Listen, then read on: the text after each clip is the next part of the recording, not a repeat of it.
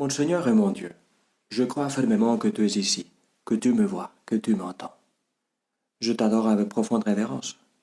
Je te demande le pardon de mes péchés et la grâce de faire avec profit ce moment de prière. Marie, ma Mère Immaculée, Saint Joseph, mon Père et Seigneur, mon ange gardien, intercédez pour moi. Crée à moi, Jésus, un cœur pur. Nous commençons le carême et nous allons le parcourir, ici chez les 10 minutes avec Jésus, avec ces paroles tirées de la prière du roi David, du psaume 50. Psaume 50 que parfois tu vas trouver comme psaume 51. Ça, c'est une affaire complexe des biblistes. Mais en tout cas, c'est depuis toujours le psaume 50 ou aussi le psaume Miserere. Miserere, aie pitié de moi, pitié pour moi, mon Dieu. C'est comme ça qu'il commence. Et tu verras que cela n'est pas une idée originale des 10 minutes. Ce psaume est le psaume du carême. Il sort jour après jour. Et au cœur de ce psaume, il y a ces paroles. Crée à moi un cœur pur, ô mon Dieu. C'est ce que le roi David disait, c'est comme ça qu'il priait après son péché. Une fois qu'il s'est rendu compte des abîmes de méchanceté qu'il y avait dans son cœur. Oui, des abîmes de méchanceté. Des abîmes de méchanceté endormis derrière une vie où il y avait tout qui se passait bien. Et du coup, du jour au lendemain, eh bien, il était parti avec la femme autrui et l'autre, il s'en était débarrassé. Eh bien, toi et moi aussi, nous avons le mal très vissé en nous, beaucoup plus que nous ne le croyons. Le curé d'Ars racontait qu'une fois, il avait demandé à Dieu de lui laisser voir son cœur comme il était vraiment, avec ses misères. Et il disait, écoutez, ne le demandez pas, parce qu'il en est resté tellement effrayé qu'il a failli mourir. Eh bien, c'est un peu ça que David a découvert. Et comme il était un poète, ce qui lui est sorti du cœur, c'était ces psaumes dont nous buvons aussi maintenant. Et le carême, tu le verras aujourd'hui, commence en visant le cœur de partout.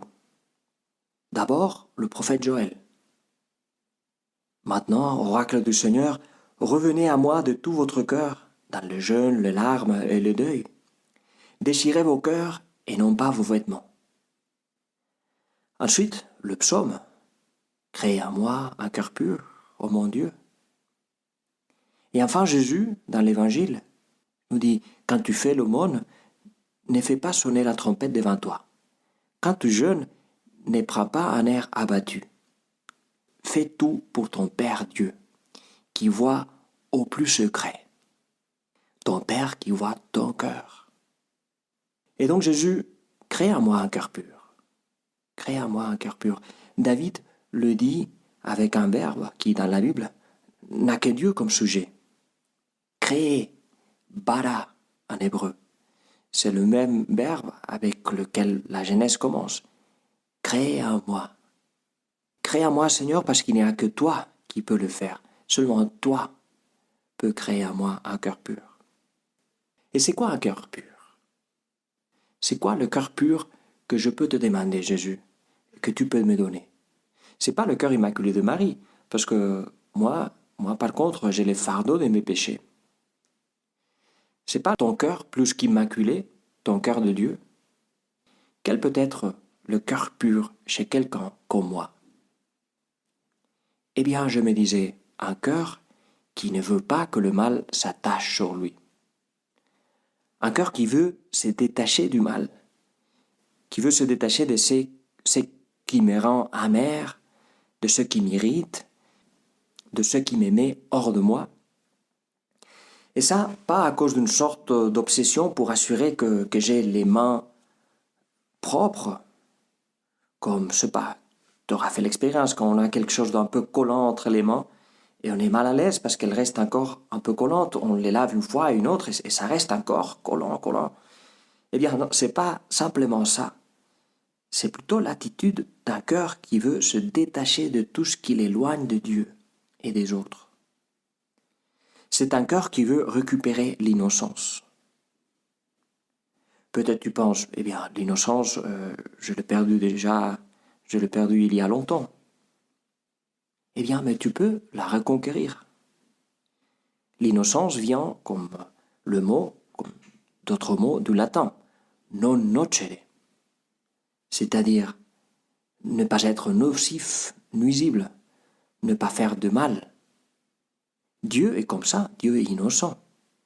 Et les siens aussi, les hommes et les femmes de Dieu, sont aussi innocents. Innocents pas parce qu'ils n'ont pas vu assez de monde, mais parce qu'ils essayent de ne pas faire de mal. Il y a quelques jours, je voyais avec quelques amis un film que je voulais voir depuis longtemps. A Hidden Life de Terrence Malick, Une vie cachée.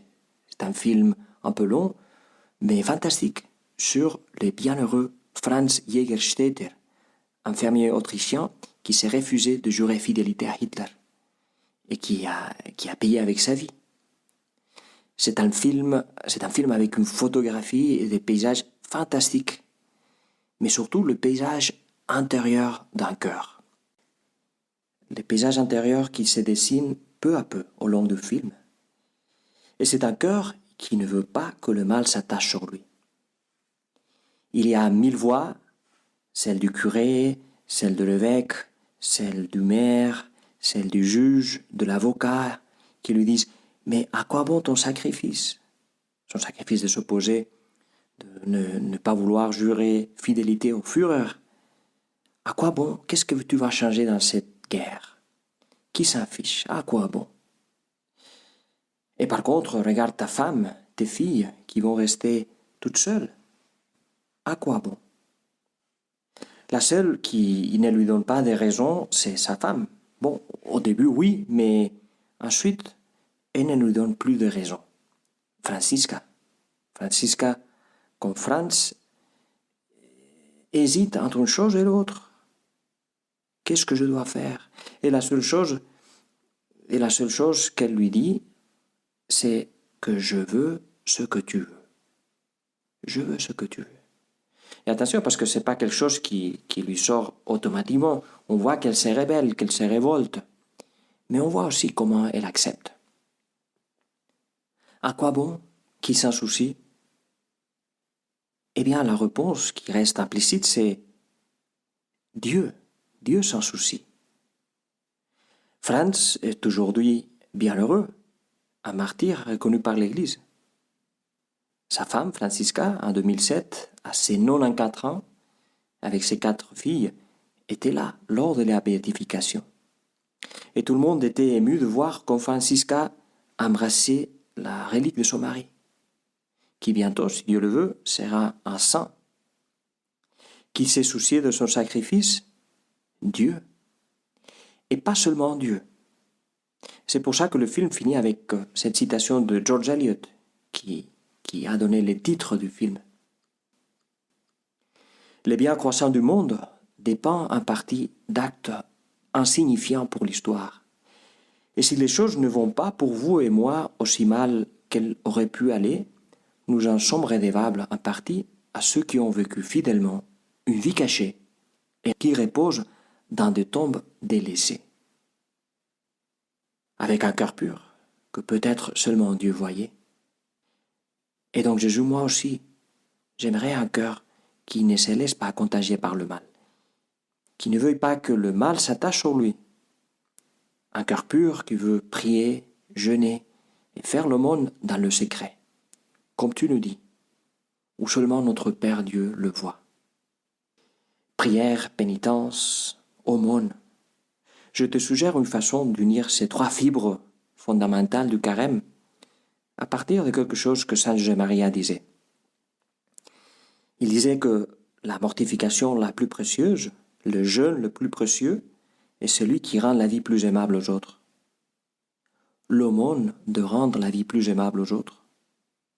Eh bien, pendant ces carèmes, j'aimerais, Seigneur, moins me plaindre, moins critiquer, moins murmurer, me taire, garder le silence, Garder le silence qui est l'une des meilleures façons d'éviter que le mal s'attache sur moi. Pénitence de mon silence, parce que ça va m'écouter. Aumône de mon silence, parce que les autres en ont besoin. Prière de mon silence, parce que celui qui s'était prie. Allons en apprendre, pendant ce carême, chez Saint Joseph. Je te remercie, mon Dieu, de bonnes résolutions, des actes d'amour et des inspirations que tu m'as communiquées dans cette méditation.